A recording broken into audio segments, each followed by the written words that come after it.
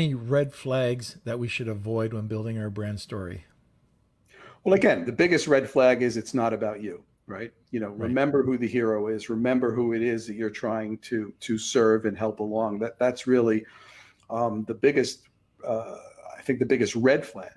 And then the big thing is again, um, internally, make sure it's something that everyone in the company has access to and understands. No matter what their role is. If it's the person who's picking off the shelf in the warehouse of your company, they should understand that the product they're picking is going to provide this value, this outcome to the customer, right?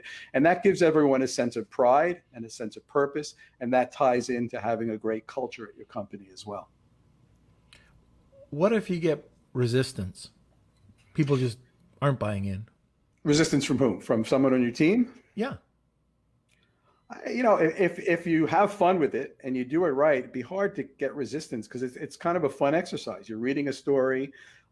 It's informing you stuff about your company that you probably hadn't thought about before. If you're not on the marketing team or the product development team, you probably haven't had the chance or had the inclination to think about some of these things, to think about the customer's perspective, to think about what is the real outcome you're providing. So to be honest, I've done this now for 4 or 5 different companies and presented it to, through those companies, hundreds of employees. And the feedback has always been very positive, and especially from the people who, again, aren't involved in marketing discussions typically. They get really excited that they're finally given some insights into, why are we doing all this stuff? What is it all about?